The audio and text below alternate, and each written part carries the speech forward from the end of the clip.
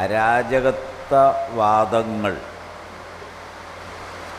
അതുപോലെ ജാഹിലിയ ചിന്താഗതികൾ, ഇതൊന്നും വളരുന്ന ഒരു സമൂഹത്തിന് ഭൂഷണമല്ലാത്തതിനാൽ ധാർമ്മികമായ അടിത്തറയിൽ നിലകൊള്ളേണ്ട മനുഷ്യവംശത്തിന് ഉതകുന്ന ജീവിത രീതിയെക്കുറിച്ചാണ് നമ്മൾ പഠിക്കേണ്ടതും പകർത്തേണ്ടതും എന്ന് ഞാൻ മനസ്സിലാക്കുന്നു. ഇതിൽ ഒരു വശത്തുകൂടി പോകാൻ ഞാൻ ആഗ്രഹിക്കുകയാണ്. ഒരു പരന്ന രീതിയല്ല. ഒരു വേള ഈ ഇരിക്കുന്ന നിങ്ങൾ എന്നെക്കാളും കൂടുതൽ ഖുർആൻ അറിവുകളുള്ളവരായിരിക്കാം. കാരണം നിങ്ങൾ പഠിച്ചുകൊണ്ടിരിക്കുകയാണ്. പഠിക്കുന്നു എന്നതിൻ്റെ ഏറ്റവും വലിയ തെളിവാണ് പരീക്ഷകളെ നിങ്ങൾ അഭിമുഖീകരിക്കുന്നു. അങ്ങനെ പരീക്ഷകൾ കഴിയും തോറും വീണ്ടും ഉത്സാഹത്തോടെ പഠിക്കുകയാണ്. ഉന്നത വിജയം കരസ്ഥമാക്കുന്നു. ഇതിലും വലിയ ഒരു ഉദ്യമം വേറെയില്ല നമ്മുടെ ജീവിതത്തിൽ. ഞാൻ കേവലം ഒരു ഉപരിതല വായനയിൽ നിൽക്കുന്ന വ്യക്തിയായിരിക്കാം. എന്നെ ആകർഷിച്ച ഒരു വ്യക്തിത്വം നിങ്ങൾക്കൊക്കെ അറിയുന്നത് പോലെ മുഹമ്മദ് അസദാണ്. അദ്ദേഹത്തിൻ്റെ പുസ്തകങ്ങളിൽ അറിയപ്പെടുന്നത് മക്കയിലേക്കുള്ള പാത. പക്ഷേ എന്നെ ആകർഷിച്ചത് അതല്ല, അദ്ദേഹത്തിൻ്റെ ഖുർആൻ വിശകലനമാണ്, ഖുർആൻ വ്യാഖ്യാനം, അദ്ദേഹത്തിൻ്റെ ഖുർആൻ വായനയാണ്. ആ വായനയിൽ നിന്ന് 10ഓളം സാമൂഹിക പ്രശ്നങ്ങൾ നിർദ്ധാരണം ചെയ്തിട്ട് പൂർവികരും അർവാചീനരുമായ വ്യാഖ്യാതാക്കളുടെ സംവാദങ്ങൾ അദ്ദേഹം സമന്വയിപ്പിക്കാൻ ശ്രമം നടത്തുന്നു. അതൊരു വേറിട്ട വായനയാണ്. പഠിതാക്കളായ നിങ്ങൾക്ക് മുഹമ്മദ് അസദിനെ വായിക്കാം. ഒരുപാട് ബൃഹത്തായ പുസ്തകങ്ങളുണ്ട്. നമ്മുടെ പ്രസിഡന്റ് KNM, മുൻ പ്രസിഡന്റ് ഡോക്ടർ EK അഹമ്മദ് കുട്ടി, അദ്ദേഹം ഈ അസദിനെ സംബന്ധിച്ച് എഴുതിയ ഒരു പുസ്തകം യുവത പ്രസിദ്ധീകരിച്ചിട്ടുണ്ട്. അത് മേടിച്ചു വായിച്ചാലും ഒരു ഏകദേശ രൂപം കിട്ടും. മനുഷ്യർ അറിവില്ലാത്തവരാണ്. അറിവില്ലാത്ത മനുഷ്യകുലത്തിൻ്റെ പ്രവർത്തനവും ജീവിതവും അറിവില്ലായ്മയായിരിക്കും. അതുകൊണ്ട് അറിവില്ലാത്ത ഒരു ജനതയെ അറിവിലേക്ക് നയിക്കുക ഇസ്ലാം നിർവഹിച്ച വലിയ ഒരു കാര്യം അതാണ്. ഇരുട്ടിൽ നിന്ന് വെളിച്ചത്തിലേക്ക് കൊണ്ടുപോവുക. അല്ലാഹു നിങ്ങളെ ഇരുളുകളിൽ നിന്ന്, അവ്യക്തതകളിൽ നിന്ന്, അജ്ഞതകളിൽ നിന്ന്, അന്ധതയിൽ നിന്ന് പ്രകാശത്തിലേക്ക് നയിക്കുന്നു. എന്നാൽ ഇബ്ലീസ് ആകട്ടെ വെളിച്ചം എവിടെയാണോ ഉള്ളത് അതിന് മങ്ങലേൽപ്പിക്കും, അവ്യക്തത വർദ്ധിപ്പിക്കും, അജ്ഞത വർദ്ധിപ്പിക്കും, അതൊരു സ്റ്റൈലായി തോന്നിപ്പിക്കും. എന്നിട്ട് ഇരുട്ടിലേക്ക് കൊണ്ടുപോകും. അവിടെ നമുക്ക് നമ്മെ കാണാൻ കഴിയാതെ വരും, പരിസരം കാണാൻ കഴിയാതെ വരും, ചുറ്റുപാടുകൾ കാണാൻ കഴിയാതെ വരും. അപ്പോൾ വളരെ എളുപ്പമാണ് ഇബ്ലീസിന് ഒരു സമൂഹത്തെ നയിക്കാൻ. അതാണ് വിശുദ്ധ ഖുർആൻ സൂറത്തുൽ ബഖറയിൽ അള്ളാഹു ബോധ്യപ്പെടുത്തിയതാണ്. അതുകൊണ്ടാണ് തുടർന്ന് പറഞ്ഞത്, അള്ളാഹു നിങ്ങളുടെ സ്നേഹിതനാണ്, മിത്രമാണ്, രക്ഷകനാണ്, നിങ്ങളുടെ എല്ലാമാണ്. നിങ്ങൾ അവനെയാണ് ശരണപ്പെടേണ്ടത്, അവനെയാണ് ആശ്രയിക്കേണ്ടത്. ഇബ്ലീസ് നിങ്ങളുടെ ശത്രുവാണ്, ഒരിക്കലും മിത്രമാവില്ല, ഒരിക്കലും. അതുകൊണ്ട് ശത്രുതാ രീതിയിൽ തന്നെയാണ് ഇബ്ലീസിൻ്റെ വഴി കാണേണ്ടത്. ഇബ്ലീസിൻ്റെ വഴികൾ കഴിഞ്ഞ കാലങ്ങളിൽ കഴിഞ്ഞുപോയത് വ്യക്തി, കുടുംബം, സമൂഹം, വിശ്വാസം, ആചാരങ്ങൾ എന്നീ കാര്യങ്ങളിൽ നിർത്തിപ്പോന്നിരുന്ന ജാഹിലിയ സമ്പ്രദായമുണ്ട്. അതുകൊണ്ട് ഇസ്ലാമിൻ്റെ ആദ്യകാലം പഠിക്കുമ്പോൾ, നമ്മൾ ഇസ്ലാമിക ചരിത്രം വായിക്കുമ്പോഴും ജാഹിലിയ കാലമാണ് അതിൽ ഒരു വിവരണം. അപ്പോൾ ജാഹിലിയ കാലത്ത് എന്താ ഒരു പ്രത്യേകത?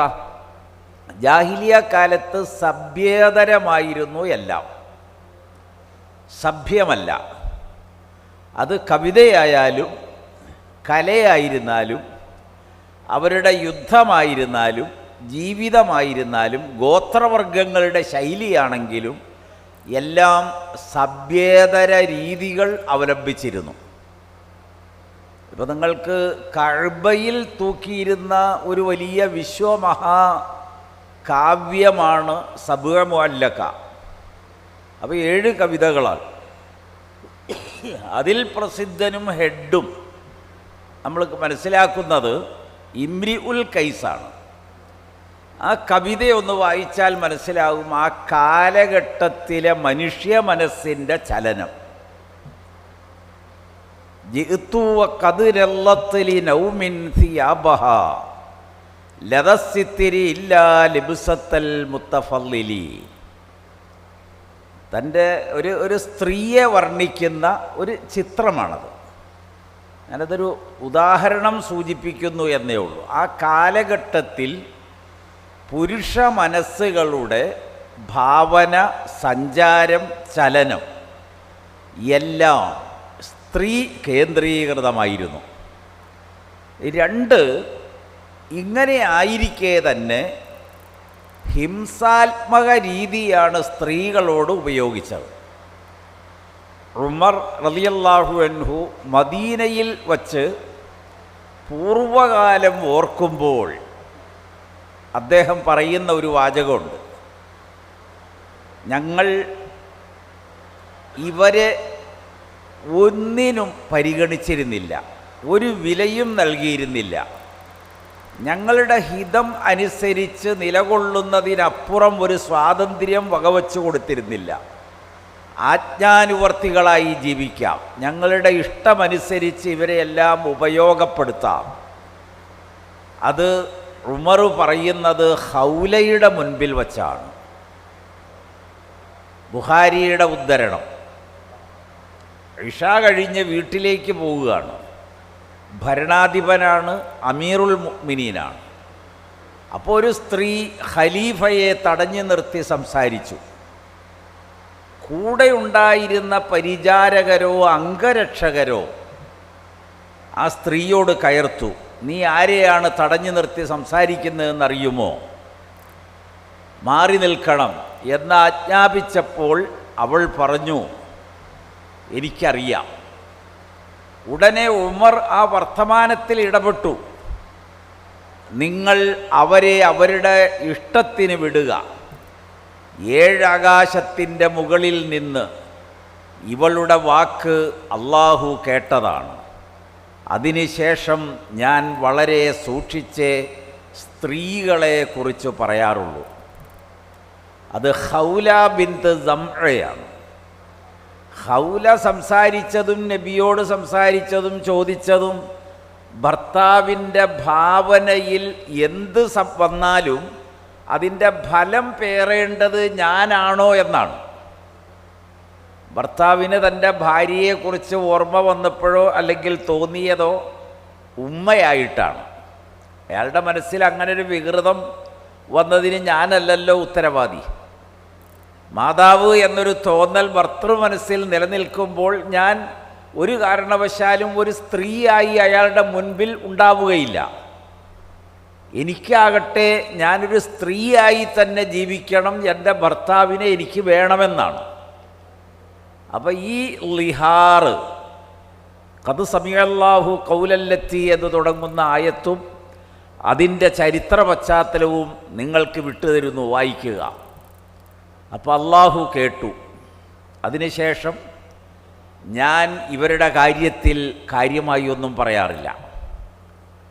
അപ്പോൾ ഒരു പുരുഷ കേന്ദ്രീകൃതമായ വ്യവസ്ഥകളും ജീവിതങ്ങളും എല്ലാ ഘടനകളും ഉണ്ടായിരിക്കെയാണ് അള്ളാഹുവിൻ്റെ ദൂതൻ അതിനെതിരിൽ ഈ സമൂഹത്തിന് ഈ ജാഹിലിയ ചിന്താഗതിയെ ഉടച്ചു വാർത്തിട്ട് സമത്വമോ സമഭാവനയോ അംഗീകാരമോ നേടിക്കൊടുക്കുന്നത് എന്ന് നമ്മൾ കാണുന്നു. അതാണ് ഉമർ റളിയല്ലാഹു അൻഹുവിൻ്റെ ഇതിൽ. ഭരണഭാര രംഗത്തേക്ക് വരികയാണ്. ഭരണഭാരത്തിലേക്ക് വരുമ്പോൾ അന്ന് ഏറ്റവും സ്വീകാര്യമായൊരു പ്രദേശം മദീന മുനവ്വറയാണ്. അതാണ് ഭരണകേന്ദ്രം. ഭരണങ്ങളുടെ എല്ലാം സിരാകേന്ദ്രം മദീനയാണ്. അതിൻ്റെ നിയന്ത്രണമാണ് ഏറ്റവും വലിയ നിയന്ത്രണം. ഉമർ റളിയല്ലാഹു അൻഹു സ്വനാട്ടിൽ നിന്ന് വിദേശങ്ങളിലേക്ക് പോകുമ്പോൾ അദ്ദേഹം ഒരു സ്ത്രീയെ ഭരണമേൽപ്പിച്ചിരുന്നു. അത് നുസൈബ ബിൻത് കഅബിനെയാണ്. ഉമ്മു അമാറ എന്നാണ് അവർ വിളിക്കപ്പെടുക. ഉഹദിൽ നബിയുടെ ജീവരക്ഷയ്ക്ക് സ്വന്തം ജീവൻ പരിത്യജിക്കാൻ ഇറങ്ങിപ്പുറപ്പെട്ട സ്ത്രീയായിരുന്നു അത്. ഞാനിത് പറഞ്ഞു വരുന്നതൊരു പ്രതലം നിങ്ങളുടെ ശ്രദ്ധയിൽപ്പെടുത്താനാണ്. കുല്ലമാ റഅയ്തു യമീനൻ വ ഷിമാലൻ ഇല്ലാ വ അന ഉറാഹാ തുഖാത്തിലു ബിദൂനി. ഉഹദിൻ്റെ രണാങ്കണത്തിൽ ജീവരക്ഷാർത്ഥം എല്ലാവരും ഇറങ്ങി ഓടിപ്പോയി കഴിഞ്ഞപ്പോൾ ഒരു സ്ത്രീ നബിയുടെ ചുറ്റും വട്ടം പറന്ന് നടന്നാണ് ശത്രുക്കളെ നേരിട്ടത്. അതിനിടയിലാണ് നബിയുടെ കവിൾത്തടം പൊട്ടിയത്, പല്ല് നഷ്ടപ്പെട്ടത്, നെറ്റിക്ക് മുറിവ് പറ്റിയത്, മുഹമ്മദ് വധിക്കപ്പെട്ടു എന്ന് വരെയും പ്രചാരം സിദ്ധിച്ചത്. അപ്പോഴാണ് റസൂലുള്ള പറയുന്നത്, ഞാൻ എങ്ങോട്ട് നോക്കുമ്പോഴും ഈ സ്ത്രീയെ കാണുകയാണ്. അതാരായിരുന്നു? അത് നുസൈബ ബിൻത് കഅബാണ്. ആ സ്ത്രീയെയാണ് മദീനയുടെ ഭരണസിരാകേന്ദ്രത്തിൻ്റെ പൂർണ്ണ നിയന്ത്രണം ഏൽപ്പിച്ചത്. റിഹ്ലയിൽ ഇബ്നുൽ വർദി പറയുന്നുണ്ട്, ഒരു നല്ല സഞ്ചാര പുസ്തകമാണത്. അവർ മദീനയുടെ അങ്ങാടിയിൽ നിശബ്ദമാണ് ജനം. കൂക്ക് വിളിച്ചിരുന്നവരും പരിഹസിച്ചിരുന്നവരും ആക്രമിച്ചിരുന്നവരും തട്ടിക്കൊണ്ടുപോയവരൊക്കെ ഉണ്ടല്ലോ സ്ത്രീകളെ. അവരെല്ലാം മാറി അങ്ങട്. വെറുതെ ഒരു ചാട്ടവാറും കയ്യിലേന്തി മദീനയുടെ അങ്ങാടിയിൽ അസ്ർ കഴിഞ്ഞ വൈകുന്നേരങ്ങളിലാണ് ചന്തകൾ. അതിനിടയിലൂടെ നടന്നാൽ മതി, പൂർണ്ണ നിശബ്ദം. അത്ര സർവാദരണീയമായ അവസ്ഥയായി ഒരു സ്ത്രീയുടെ സാന്നിധ്യവും ഔദ്യോഗിക പദവിയും. അതാണ് ഇസ്ലാമിൽ ഉണ്ടാക്കിയ വലിയ ഒരു മാറ്റം. അപ്പോൾ ജാഹിലിയത്തിനെ മാറ്റുകയാണ്. അറിവില്ലായ്മയുടെ ഒരു കാലഘട്ടത്തിൽ എന്തൊക്കെയാണോ ചെയ്തിരുന്നത് അതിനെ ഉടച്ചു വാർക്കുകയാണ്. അങ്ങനെ വന്നു. എല്ലാവരും പറയുന്ന ഒന്ന്, ഒരു പെൺകുട്ടി ജനിച്ചാൽ ജീവിക്കണോ വേണ്ടയോ എന്നത് ഒടയതമ്പുരാൻ നിശ്ചയിക്കുന്ന ഒരു വയസ്സല്ല. സാമൂഹിക സദാചാര ബോധം ഏൽപ്പിക്കുന്നതെന്തോ അതാണ്. ആ നാട്ടിലുള്ള ആചാരമെന്തോ അത്. ഇന്നും നമ്മുടെ ഇന്ത്യ രാജ്യത്ത് ഒരുപാട് ഭൂപ്രദേശങ്ങളിൽ ജനനവുമായി ബന്ധപ്പെട്ട് ഒരുപാട് വിശ്വാസങ്ങളുണ്ട്. പെൺകുട്ടികൾ ജനിച്ചാൽ അതിനെ കൊന്നുകളയുന്ന തന്ത്രപരമായ രീതികളുണ്ട്. ഇന്നും അന്നും അങ്ങനെ തന്നെയാണ്. അപ്പോൾ ഖുർആൻ വളരെ കൃത്യമായി ആ കാര്യം അടയാളപ്പെടുത്തി. അതെല്ലാവർക്കും അറിയുന്ന വചനമാണ്. വഇദൽ മൗഊദത്തു സുഇലത് ബിഅയ്യി ദൻബിൻ ഖുത്തിലത്. നമ്മൾ മനസ്സിലാക്കേണ്ട ഒരു പാഠമാണ്. ഒരു പെൺകുട്ടി അവളുടെ ഏത് ഘട്ടവും ആദരണീയമായിരിക്കണം. സർവാദരണീയം, ബഹുമാനിക്കപ്പെടേണ്ടതാണൊരു പെൺകുട്ടി. അതിൻ്റെ ജീവിതഘട്ടങ്ങളെല്ലാം അങ്ങനെയാണ്. ഇനി അത് വളർന്നു വലുതായി, വളർന്നു വരുമ്പോൾ വിദ്യാഭ്യാസമാണ്. ഇസ്ലാം ഒരു കാര്യം വ്യവസ്ഥ ചെയ്തു. അത് മുത്തഫരീദിൽ, 10 കിതാബിലെ ആദ്യത്തെ മുത്തഫരീദിൽ തലബുൽ ഇൽമി ഫരീളത്തുൻ അലാ കുല്ലി മുസ്ലിമിൻ വ മുസ്ലിമ.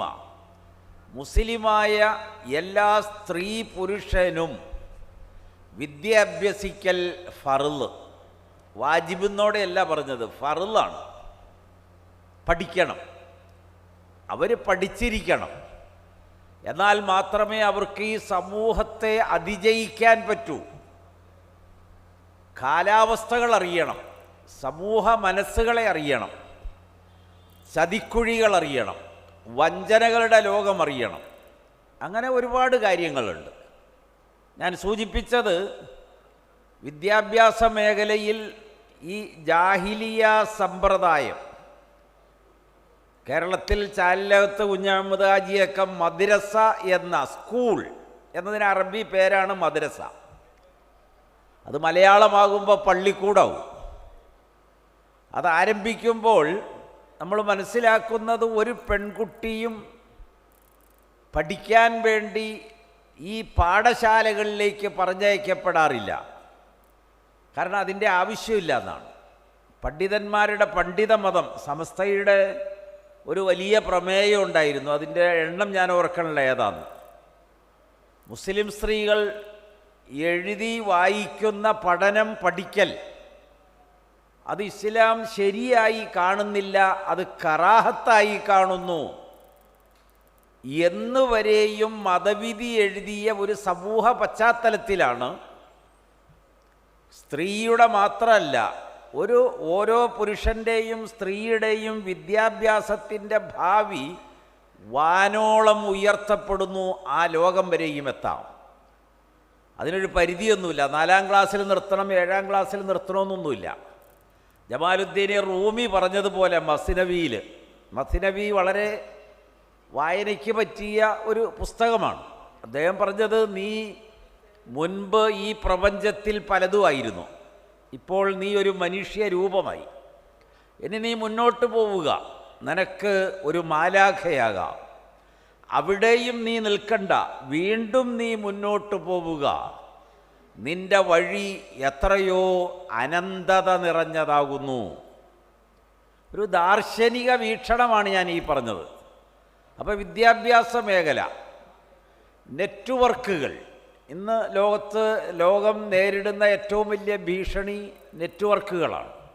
അതിനെക്കുറിച്ച് പറയുമ്പോൾ ഒരു 200-300 കൊല്ലം മുമ്പിലേക്ക് നമ്മൾ പോകേണ്ടി വരും. 1500 കൊല്ലം മുമ്പിലേക്ക് പോയാൽ അള്ളാഹുവിൻ്റെ റസൂലിനെ നമ്മൾ കാണും. എല്ലാ നെറ്റ്വർക്ക് സംവിധാനങ്ങളെയും വളരെ ഉണർന്ന മനസ്സോടെ മനസ്സിലാക്കി അതിനെ ഭേദിച്ച് മുന്നോട്ട് പോകാൻ ഖുർആൻ ആഹ്വാനം ചെയ്യുന്നു, പ്രവാചകൻ ആഹ്വാനം ചെയ്യുന്നു. അതിൽ ഏറ്റവും പ്രധാനമായ ഒന്ന് ഈ നെറ്റ്വർക്ക് സംവിധാനത്തിൻ്റെ സജഷനാണ് ലഹരി. അതിനെ വിധേയമാക്കിയാൽ ഒരു സമൂഹത്തെ എങ്ങോട്ടും നയിക്കാം. ഇന്ത്യ, ഏഷ്യൻ രാജ്യങ്ങളിൽ യുവചേതനകൾ അല്ലെങ്കിൽ ഏറ്റവും കൂടുതൽ മനുഷ്യ വിഭവശേഷി, യുവത്വത്തിൻ്റെ ശേഷി കൂടിയ രാജ്യം ഇന്ത്യയാണ്. അതങ്ങനെ സ്വതന്ത്രമായും നല്ല കാഴ്ചപ്പാടോടുകൂടിയും വളരാൻ അനുവദിച്ചാൽ നമുക്കൊക്കെ ഭീഷണിയാവും. അതുകൊണ്ട് എന്തു ചെയ്യണം? ഈ യുവചേതനകളെ അവരിൽ നിന്ന് തന്നെ അടർത്തണം. അവരുടെ ബോധതലത്തിൽ നമ്മൾ കയറിപ്പറ്റണം. അവരുടെ കഴിവുകൾ ഇല്ലാതാക്കണം. അവരുടെ ചേതനകളെയാണ് മുറിച്ച് കളയേണ്ടത്. ജിദ്ദു കൃഷ്ണമൂർത്തിയാണ് നല്ലൊരു പുസ്തകം എഴുതിയത്. അത് അറിഞ്ഞതിൽ നിന്നുള്ള മോചനം. അവരിപ്പോൾ എന്താണോ മനസ്സിലാക്കിയത് അതിൽ നിന്ന് അവരെ മോചിപ്പിച്ചെടുത്താൽ നമ്മുടെ കടിഞ്ഞാണിൽ കിട്ടും. അതിനെന്ത് ചെയ്യണം? ലഹരിക്ക് വിധേയമാക്കിയാൽ മതി. സായിപ്പ് ഇവിടെ എത്തുമ്പോൾ അന്ന് പാസിംഗ് ഷോ സിഗരറ്റാണ് ഉണ്ടായിരുന്നത്. അത് എറണാകുളം ജില്ലയിൽ ഒരു സ്ഥലത്ത് പൊട്ടിച്ചാൽ അതിൻ്റെ സ്മെല്ല് അടുത്ത താലൂക്ക് വരെ എത്തും. അത്ര ആകർഷണീയമാണ്. അത് പ്രോത്സാഹിപ്പിക്കുകയാണ് വെറുതെ കൊടുത്ത്. അങ്ങനെ വെറുതെ കൊടുത്ത് പ്രോത്സാഹിപ്പിച്ചപ്പോൾ കട്ടൻ ചായ കുടിക്കണം, അതിനെന്ത് വേണം? തേയില വേണം. അതും ഇടയ്ക്കിടയ്ക്ക് ഒരേ ഗ്ലാസ് കൊടുക്കും. ഇത് രണ്ടും സുലഭമായി. ഇന്ന് കേരളം ഉണരുന്നത് ഈ ചായയുടെ സ്മെല്ല് കേട്ടിട്ടോ രുചി അനുഭവിച്ചിട്ടുമാണ്. അത്ര വ്യാപകമായി. ഇത് കണ്ണൻ ദേവനെക്കുറിച്ച് മാത്രമല്ല ഞാൻ പറഞ്ഞത്. ബ്രിട്ടീഷ് ഇന്ത്യയിൽ കാലുകുത്തിയ രീതിയെക്കുറിച്ച് മനസ്സിലാക്കാൻ വേണ്ടിയാണ്. അപ്പോൾ എല്ലാവർക്കും പഥ്യമായി. ഇതുപോലെയാണ് മൂന്നാമതൊരു കാര്യം ചെയ്തത്, ലഹരിയാണ്. ആ ലഹരി നിർദോഷമാണ്. അധ്വാനിക്കുന്ന ആളുകൾക്ക് ഉന്മേഷത്തോടെ ശാന്തമായി ഉറങ്ങാൻ പ്രാപ്തി നൽകുന്നതാണ്. നല്ല സ്വപ്നങ്ങൾ കാണാൻ കഴിയും. ആരോഗ്യദായിനിയാണിത്. അപ്പോൾ എല്ലാ കാർഷിക മേഖലകളുടെയും പരിസരങ്ങളിൽ ഷാപ്പുകൾ ഉദയം ചെയ്തു. പിന്നെ അത് ലിക്കറിൻ്റെ കേന്ദ്രങ്ങളായി മാറി. ഒരു ദിവസം അവധിയെടുക്കാമെന്ന് വച്ചാൽ ജനങ്ങൾ സമ്മതിക്കില്ല, അവധി പറ്റില്ല, ഞായറും പ്രവർത്തിക്കണം, പകൽ. അത്രത്തോളം ആവശ്യക്കാരായി. ഇത് ലഹരിയെക്കുറിച്ചാണ്. കേരളത്തിലെ ജനസംഖ്യയിൽ 3 കോടി ഉണ്ടെങ്കിൽ സിംഹഭാഗവും ലഹരിക്ക് അടിമപ്പെട്ടിരിക്കുന്നു. നമസ്കാര സമയത്ത് ചെറിയ ബോട്ടിലൊക്കെ കയ്യിൽ വെച്ചുകൊണ്ട് നമസ്കരിച്ചിരുന്ന ഒരു കാലഘട്ടമുണ്ട് 15 നൂറ്റാണ്ട് മുമ്പ്. റുക്കൂ ചെയ്യുമ്പോൾ അതിന് കേടുവരാത്ത രൂപത്തിലേ കുനിയാറുള്ളൂ. കൈ ഉയർത്തുമ്പോഴും അതെ. അവരുടെ ആരാധ്യരുണ്ടായിരുന്നു കയ്യിൽ കക്ഷത്തിൽ ഇറുക്കി പിടിച്ചിട്ടൊക്കെയാണ്. അപ്പോൾ സമീഅല്ല പറയുമ്പോഴാണ് അത് താഴോട്ട് പോവുക. ഒരു ജാഹിലിയ രീതി പറഞ്ഞതാണ്. അന്നത്തെ ലഹരിയോടുള്ള മനുഷ്യൻ്റെ അഭിനിവേശം, അതേ അഭിനിവേശം ലോകത്ത് ഉണ്ടാക്കിയെടുക്കാൻ കഴിഞ്ഞു. എല്ലാ എയർപോർട്ടുകൾ, എല്ലാ സ്റ്റേഷനുകൾ, എല്ലാ ഉദ്യോഗ മന്ദിരങ്ങളും, വിനോദസഞ്ചാര മേഖലകൾ, ഉല്ലാസ ഷിപ്പുകളും ബോട്ടുകളും സ്റ്റേ ലഭിക്കുന്ന സ്ഥലങ്ങളും, ഇതെല്ലാം അതിൻ്റെ കുത്തൊഴുക്കിന് വിധേയമാണ്. ഇതൊരു വലിയ നെറ്റ്വർക്കാണ്. ഇതൊരു ചെറിയ നെറ്റ്വർക്കൊന്നുമല്ല, ആഗോളതലത്തിൽ വീശപ്പെട്ട ഒരു വലയാണ്. അതിൻ്റെ ഉള്ളിൽ നിന്നാണ് നിങ്ങൾ മാറേണ്ടത്. അതിനെ ഖുർആൻ സംവദിച്ച രീതി നല്ലതാണ്. ജാഹിലിയത്തിനെ എങ്ങനെ ഭേദിക്കാം എന്ന് ചോദിച്ചാൽ ഗുണദോഷങ്ങൾ വിവരിക്കാൻ നമുക്ക് കഴിയണം. ഉപകാരവും ഉപദ്രവവും വിവരിക്കാൻ കഴിയണം കൃത്യതയിൽ. ഉപദ്രവമാണ് നമുക്കും നമ്മുടെ കുടുംബത്തിനും നാടിനും ജനങ്ങൾക്കുമെങ്കിൽ അതൊഴിവാക്കൽ വൈയക്തിക ബാധ്യതയായി, ഒഴിവാക്കിക്കൽ സമൂഹത്തിൻ്റെ ബാധ്യതയായി.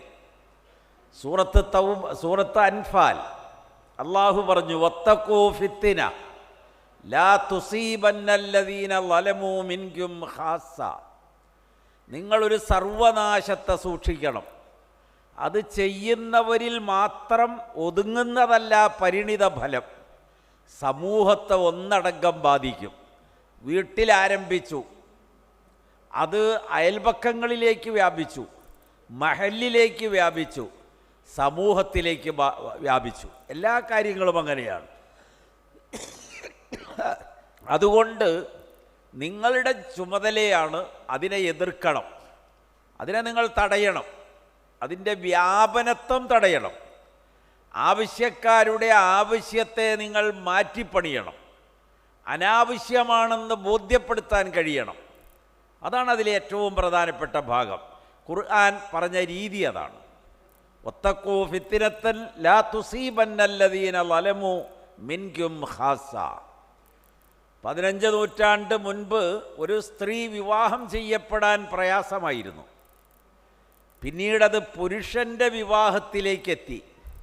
സ്ത്രീക്ക് എളുപ്പമുണ്ടായി, പുരുഷന് പ്രയാസം വന്നു. ഇപ്പോൾ അത് 15 നൂറ്റാണ്ട് പിന്നിട്ടപ്പോൾ ആഗോളതലത്തിൽ ലോകം മുഴുവനും മുസ്ലിമുകൾ അഭിമുഖീകരിക്കുന്ന ഏറ്റവും വലിയ വിഷയം സ്ത്രീധനമായി മാറി. അങ്ങനെ വരാൻ കാരണം സ്വർണത്തോടുള്ള നമ്മുടെ ഭ്രമം വർദ്ധിച്ചു എന്നതാണ്. അങ്ങനെ ഭ്രമം വർദ്ധിച്ചപ്പോൾ സ്വർണത്തിൻ്റെ മൂല്യവും അതിൻ്റെ വിലയും മാർക്കറ്റിൽ വർദ്ധിക്കുന്നതനുസരിച്ച് നമ്മുടെ സമ്പദ്ഘടനയുടെ മൂല്യം ഉയരുകയല്ല, ഇന്ത്യയുടേത് താഴുകയാണ് ചെയ്യുന്നത്. ഈ വിരോധാഭാസം എനിക്ക് മനസ്സിലാകില്ല. ആഗോള വിപണിയിൽ ലോകം ഉള്ള എല്ലാ ലോകരാജ്യങ്ങളിലും സ്വർണമാണ് കരുതൽ നിക്ഷേപം. അതിൻ്റെ അടിസ്ഥാനത്തിലാണ് അവരുടെ കറൻസിയുടെ മൂല്യം വർദ്ധിക്കുക. പക്ഷേ നമ്മുടെ കറൻസി താഴോട്ട് പോകുന്നു, സ്വർണ്ണഭ്രമം കൂടുന്നു. നമ്മുടെയൊക്കെ സ്ത്രീധന സങ്കല്പവും ചിന്തയും പ്രവൃത്തിയും എല്ലാവരും കൂടി താറുമാറായ രൂപത്തിൽ വർദ്ധിപ്പിച്ചു. അപ്പോൾ അള്ളാഹുവിൻ്റെ റസൂൽ അതിന് വളരെ എളുപ്പമായ വഴി പറഞ്ഞു. വളരെ എളുപ്പം. 2 സാക്ഷികളുണ്ടാവുക, നമസ്കാരത്തിന് പങ്കെടുത്ത എല്ലാവരെയും അറിയിക്കുക, നിക്കാഹിൽ അവർ സംബന്ധിച്ചു, ഇനി അവർ പ്രാർത്ഥിക്കട്ടെ, സന്തോഷം പങ്കിടട്ടെ, ഒരു മധുരം നൽകുക, നിങ്ങൾക്ക് പിരിഞ്ഞു പോകാം. ഒരാൾക്കും ഒരു പൈസയും ചെലവില്ല, ഒരു വിഷമവും ഇല്ല, ഒരു ദിവസം പോയില്ല, ലീവ് എടുക്കണ്ട, യാത്ര ചെയ്യണ്ട. എത്ര എളുപ്പം! അങ്ങനെയല്ല, നിങ്ങളൊന്ന് മനസ്സിലാക്കാൻ പറഞ്ഞതാണ്. ഇതൊന്നും നമുക്ക് പ്രായോഗിക ജീവിതത്തിൽ അനുവർത്തിക്കാൻ കഴിയുമോ എന്നെനിക്ക് സംശയമാണ്. കാരണം നമ്മൾ ആ ഗണത്തിലേക്ക് പോകുന്നില്ല. ഒന്നുകിൽ നമ്മൾ അങ്ങോട്ട് പോകണം. എം.എൻ. വിജയനൊക്കെ എഴുതിയതുപോലെ നമ്മൾ ശക്തി പുറകിൽ നിന്ന് ശേഖരിക്കണം. എന്തോരം പുറകോട്ട് പോകണം? എല്ലാ ശക്തി സംഭരണവും പിന്നിൽ നിന്നാണ്. അപ്പോൾ നമ്മുടെ പൂർവികരിലേക്ക് പോകേണ്ടി വരും. അപ്പോൾ മുഹമ്മദ് നബിയിലെത്തും. അവിടെ നിൽക്കണ്ട, അവിടെ നിന്ന് പുറകോട്ട് പോകണം, ഇബ്രാഹിം നബിയിലെത്തും. അതാണ് മില്ലത്ത അബീക്കും ഇബ്രാഹിം. അതെല്ലാ തഹിയ്യാത്തിലും നമ്മൾ പറയുന്നുണ്ട്. ഇബ്രാഹിമാണ് മാതൃക ലോകത്തിന്. ഒറ്റയ്ക്ക് ലോകത്തെ പരിവർത്തിപ്പിച്ചു അദ്ദേഹം. ത്യാഗം ചെറുതൊന്നുമല്ല. ഈ ബലി പെരുന്നാളിന് നമ്മൾ ചെയ്യുന്ന ത്യാഗം ബലി അറക്കൽ മാത്രമേ ഉള്ളൂ. പക്ഷെ അദ്ദേഹം അങ്ങനെയല്ല ആ ത്യാഗം നമ്മെ പഠിപ്പിച്ചത്. ഒരു ലോകത്തെ മാറ്റുകയാണ്. ഒരു മനുഷ്യവംശത്തിൽ ധാർമ്മികതയുടെ വിത്ത് പാവുകയാണ്. അവരെ പരുവപ്പെടുത്താൻ ശ്രമിക്കുകയാണ്. എല്ലാ ആക്ഷേപവും എല്ലാ നിഷേധവും സ്വീകരിച്ചുകൊണ്ട്. അപ്പോൾ ഇബ്രാഹീമിൻ്റെ മില്ലത്തിലേക്ക് നമ്മൾ പോകണം. അവിടെയും നിൽക്കില്ല. അങ്ങനെ പോയാൽ ആദം അലൈഹിസ്സലാം വരെയും പോകും. മനുഷ്യവംശത്തിൻ്റെ ഒന്നാമത്തെ മനുഷ്യൻ വരെയും നമ്മൾ പിന്നിലേക്ക് പോകും. അവിടെ നിന്നാണ് ശക്തി സംഭരിക്കുക. വഅല ആലി ഇബ്രാഹിം എന്ന സ്വലാത്തിലെ ഇബ്രാഹീമിൻ്റെ കുടുംബം പിന്നിലേക്ക് പോയാൽ ആദം വരെയും എത്തും. ഇനി ആരെയും അതിനകത്ത് ഒഴിവാക്കുക? അവിടം മുതലാണ് നമ്മൾ ധർമ്മം ചിന്തിക്കുന്നതും കേൾക്കുന്നതും പഠിക്കുന്നതും അനുവർത്തിക്കുന്നതും. നമ്മുടെ ബാധ്യതയാണത്. അങ്ങനെ നമ്മളിങ്ങോട്ട് വരികയാണ്. അപ്പോൾ വിവാഹ മേഖല വലിയൊരു പരിഷ്കരണം ആവശ്യമുള്ളൊരു മേഖലയാണ്. ലഹരി വസ്തുക്കളുടെ വ്യാപനം അത് വന്നാൽ ബാക്കിയെല്ലാം എളുപ്പമാണ്. ലഹരി വന്നു കഴിഞ്ഞാൽ എളുപ്പമായല്ലോ. ഖുർആൻ 3 കാര്യങ്ങൾ പറഞ്ഞു പരലോകത്ത് ചോദ്യം ചെയ്യും. 1 നിങ്ങളുടെ കാഴ്ചപ്പാട്, 2 നിങ്ങളുടെ കേൾവി, 3 നിങ്ങളുടെ ചിന്ത. 3നെയും ഒരുപോലെ എന്തു ചെയ്യും? അത് ക്ഷതമേൽപ്പിക്കും ലഹരി. കാഴ്ചയെ, കേൾവിയെ, ചിന്തയെ. നടന്നു വരുന്നയാൾ മുന്നിൽ കാണുന്ന സർവേ കുറ്റി കണ്ടിട്ട് സ്ഥാണു പുരുഷ ന്യായം വെട്ടമ്മാണിയൊക്കെ വിവരിച്ചത് അങ്ങനെയാണ്. കുറേ ന്യായങ്ങളുണ്ട് കേരളത്തിൽ. സർവേ കുറ്റി കണ്ടിട്ട് ഇയാൾ ഇവിടെ നിന്ന് 50 മീറ്റർ ഇപ്പുറം നിന്ന് സംസാരിക്കുകയാണ്. ആരാ അത്? ഞാൻ വന്നത് കണ്ടില്ലേ, മാറിയിരിക്കുക അങ്ങോട്ട്, വഴിയില്ല അവിടെ, നീ എന്താ മിണ്ടാത്തത് എന്നൊക്കെ കുറേ നേരം സംസാരിച്ചിട്ട് മാറാതെ വരുമ്പോൾ നടന്ന് അടുത്ത് വന്നിട്ട് കാലിനൊരൊറ്റ തൊഴിയാണ്. അപ്പോൾ കാൽപാദം പൊട്ടും. അപ്പോഴാണ് മനസ്സിലാണത് കല്ലാന്ന്. കാഴ്ച എങ്ങനെ അത് സ്വാധീനിക്കുന്നു എന്നാണ്. നമ്മുടെ NP ഹാഫിസ് മുഹമ്മദ് നല്ലൊരു പുസ്തകം എഴുതിയിട്ടുണ്ട്, മാതൃഭൂമി പ്രസിദ്ധീകരിച്ചതാണ്. നിങ്ങൾ മേടിച്ച് വായിക്കണം. അത് നിങ്ങളുടെ ഓരോ സിരകളെയും ഇതെങ്ങനെയാണ് ബാധിക്കുക. ഹൈബ്രിഡിൻ്റെ ഒരു തൈക്ക് 500 രൂപ കൊടുക്കണം, പ്ലാവിൻ്റെയോ തെങ്ങിൻ്റെയോ. ഹൈബ്രിഡാണ് ഇപ്പോൾ കഞ്ചാവ്. നിങ്ങളൊന്ന് ആലോചിച്ച് നോക്കി. ഇന്ത്യ രാജ്യത്ത് ഒരു പച്ചക്കറിയും പേറ്റൻറ്റ് ഇന്ത്യക്കില്ല. ഈ മഹാഭാരതമാണിത്. നമ്മുടേതായിരുന്നു ഇതൊക്കെ നമ്മൾ വിറ്റു. അവസാനം ഉണ്ടായത് വഴുതനങ്ങയാണ്. അതിൻ്റെയും പേറ്റൻറ്റ് ബ്രിട്ടന് കൊടുത്തു. ക്ഷമിക്കുക എന്നോട്. നിങ്ങളുടെ കാഴ്ചയും കാഴ്ചപ്പാടിനെയും അത് സാരമായി ബാധിക്കും. നിങ്ങളുടെ കേൾവി, കേൾക്കാത്തത് നിങ്ങൾ കേൾക്കും. നമ്മുടെ എല്ലാ പത്രക്കാരും ചെയ്യണം അതാണ്. നിങ്ങൾ പറഞ്ഞതല്ല പത്രത്തിൽ വരിക, നിങ്ങളുടെ ശബ്ദമല്ല സോഷ്യൽ മീഡിയയിൽ വരിക, നിങ്ങളുടെ ശബ്ദമല്ല കലാരംഗത്തെ പ്രദർശിപ്പിക്കുക. അതെല്ലാം എത്രയോ മാറ്റങ്ങൾക്ക് വിധേയമാകുന്നു. നിങ്ങൾ വിചാരിക്കാത്തത് പോലും പറഞ്ഞുകൊണ്ടിരിക്കും. അത് 24 മണിക്കൂറായി ഈ വാർത്ത. ഖുർആൻ ഒരു കാര്യം പറഞ്ഞു, ഇന്നത്തെ ഏറ്റവും വലിയ ജാഹിലിയത്ത് ഇവിടെയാണുള്ളത്. നിങ്ങൾ എന്ത് ചെയ്യണം? യാ അയ്യുഹല്ലദീന ആമനൂ, എൻ്റെ വാക്ക് നിർത്തുകയാണ്. ഇൻ ജാഅക്കും ഫാസിഖുൻ ബിനബഇൻ ഫതബയ്യനു. നിങ്ങളൊക്കെ ഖുർആൻ പഠിക്കാൻ തുടങ്ങിയ സൂറത്ത് നബ അല്ലേ, വാർത്ത. അത് അവിടെ മുതലല്ലേ പഠിക്കാൻ തുടങ്ങിയത്. നിങ്ങൾക്കൊരു വാർത്ത കിട്ടും, ആ വാർത്ത നിങ്ങൾ കൂലങ്കഷമായി ചർച്ച ചെയ്യുക. അങ്ങനെ നോക്കുമ്പോൾ ഒരു ദിവസം ഒരു വാർത്ത കിട്ടി. ഒരാൾ സൈക്കിളിൽ പോയപ്പോൾ ബ്രേക്ക് ജാമായി, മറിഞ്ഞു വീണു. അതാണ് വാർത്ത. 1 സെക്കൻഡ്. ഉച്ചയ്ക്കും അത് തന്നെ ഒന്ന് പറഞ്ഞു നോക്കി, വൈകുന്നേരവും പറഞ്ഞു. ഇതൊക്കെ ഒന്ന് തന്നെയാണ്. അതെങ്ങനെ പറഞ്ഞാലും കൈ രണ്ടും നേരെ പിടിച്ചിരുന്നു എന്നോ, ഒരു കൈ പൊക്കി പിടിച്ചു എന്നോ, പെടലിലൊരു കാലുണ്ടായിരുന്നു എന്നോ രാവിലെ ഒരു ഉച്ച വരെ ഒരാൾ വാർത്താ ചാനലിൽ ഇരുന്ന് പറഞ്ഞാൽ എങ്ങനെയുണ്ടാവും? കേൾക്കാൻ നമ്മളുണ്ടല്ലോ ഇന്നിവിടെ. നമ്മളത് ആലോചിച്ച് നോക്കിയേ. വാക്കുകൾ അവസാനിപ്പിക്കുകയാണ്. കേൾവി. 3, നിങ്ങളുടെ ചിന്ത. നിങ്ങൾക്ക് നിങ്ങളുടെ ചിന്തയുണ്ടാവില്ല.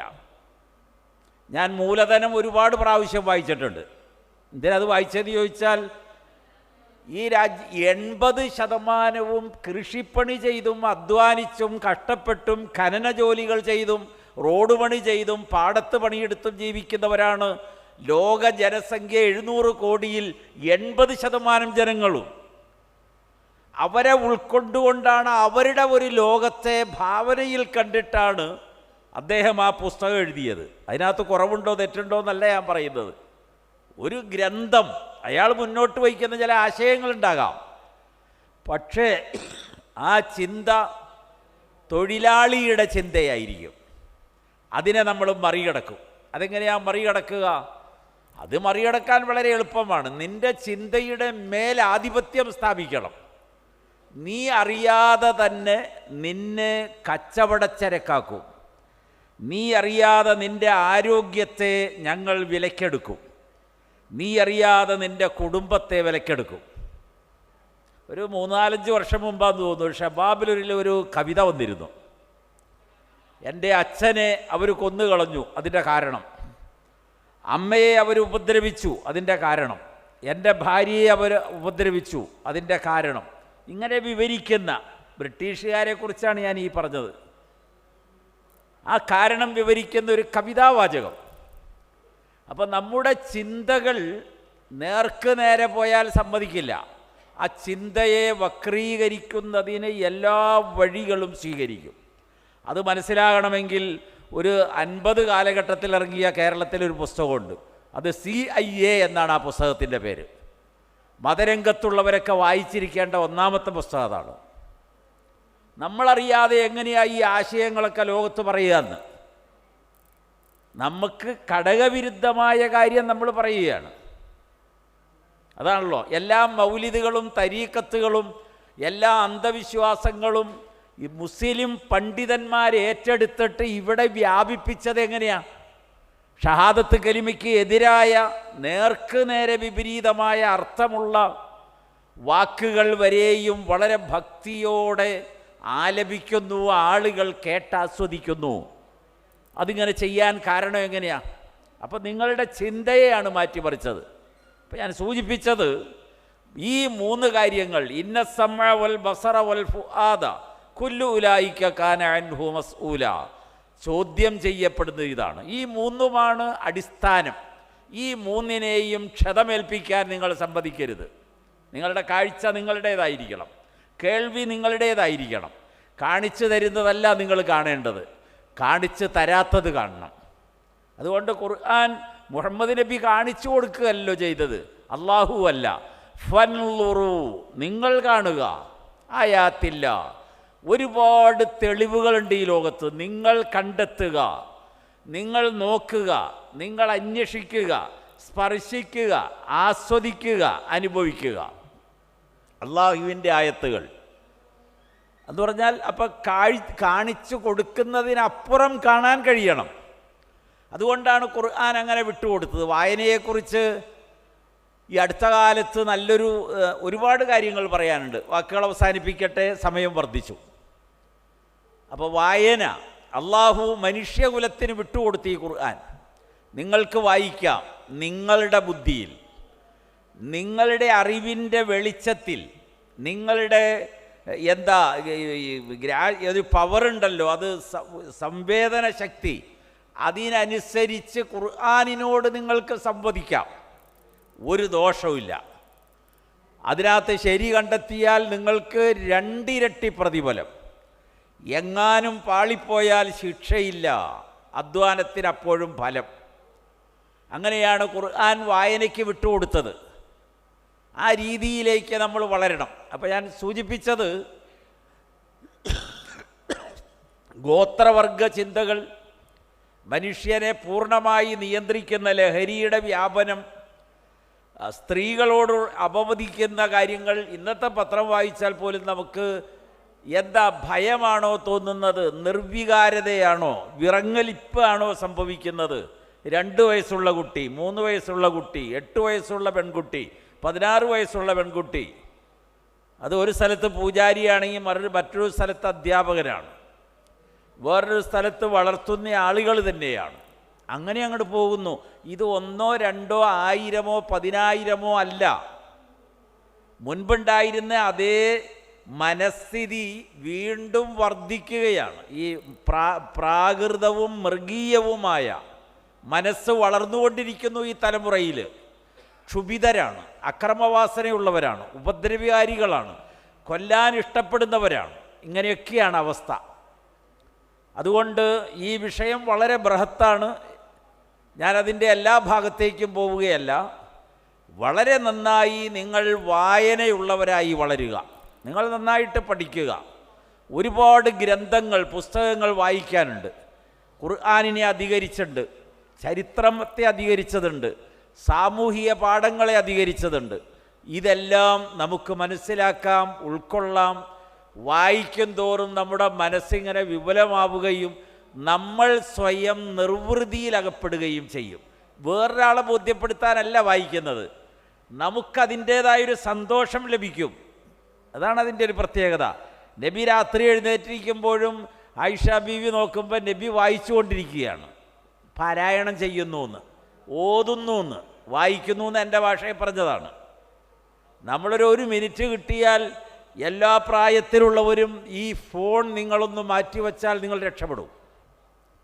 ഒരു 5-6 മണിക്കൂറെങ്കിലും ഇതൊന്നും അങ്ങോട്ട് മാറ്റിവെച്ചാൽ മതി. അതിനകത്ത് വലിയ ഖുർആൻ പഠിക്കാനുമില്ല, ഒരുപാട് ഹദീദ് പഠിക്കാനുമില്ല, കഥ പഠിക്കാനുമില്ല, ചരിത്രം പഠിക്കാനുമില്ല. വരുന്നതിൽ 98.5% കളവാണ്.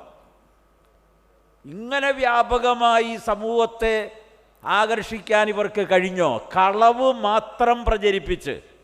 എൻ്റെയൊക്കെ ചെറുപ്പത്തിൽ ഏപ്രിൽ ഫൂളിലാണ് കളവ് പ്രചരിപ്പിച്ചത്. ഇതിപ്പോൾ 365 ദിവസം ഇതിനകത്ത് നുണയാണ്. ആ ഇമാമ് പറഞ്ഞു, ഇന്ന നബി പറഞ്ഞു, നബിയുടെ ഹദീദ് ഇങ്ങനെയുണ്ട്. എവിടെയാ അത്? സ്ത്രീ ലോകം ഇത് കേട്ടാൽ പിന്നെ ഉടനെ ഭയഭക്തിയിലാണ്. അപ്പം ഈ ഒരു അവസ്ഥയിൽ നിന്ന് നമ്മൾ മാറി ചിന്തിക്കേണ്ടിയിരിക്കുന്നു. അള്ളാഹു നാം ഓരോരുത്തരെയും അനുഗ്രഹിക്കുമാറാകട്ടെ. ഈ സദസ്സിനെ അള്ളാഹു തൃപ്തിപ്പെടുമാറാകട്ടെ. നമ്മുടെ മാതാപിതാക്കളെ അള്ളാഹു അനുഗ്രഹിക്കുമാറാകട്ടെ. റബ്ബനാ ആതിനാ ഫിദ്ദുനിയാ ഹസന വഫിൽ ആഖിറതി ഹസനത്തൻ വഖിനാ അദാബന്നാർ. അല്ലാഹുമ്മഗ്ഫിർ ലിൽ മുഅ്മിനീന വൽ മുഅ്മിനാത്ത് വൽ മുസ്ലിമീന വൽ മുസ്ലിമാത്ത് അൽ അഹ്യാഇ മിൻഹും വൽ അംവാത്ത് ഇന്നക മുജീബുദ് ദഅവാതി വയാ ഖാദിയൽ ഹാജാത്ത് ത്വയ്യിബ് ദറാഹും വജ്അലിൽ ജന്നത മഅവാഹും. അല്ലാഹുമ്മ അജ്റിനാ മിനന്നാർ, അല്ലാഹുമ്മ അജ്റിനാ മിനന്നാർ. റബ്ബനാ ആതിനാ ഫിദ്ദുനിയാ ഹസന വഫിൽ ആഖിറതി ഹസനത്തൻ വഖിനാ അദാബന്നാർ. സ്വല്ലല്ലാഹു വസല്ലമ അലാ നബിയിനാ മുഹമ്മദിൻ വആലിഹി വസഹ്ബിഹി അജ്മഈൻ വൽഹംദുലില്ലാഹി റബ്ബിൽ ആലമീൻ.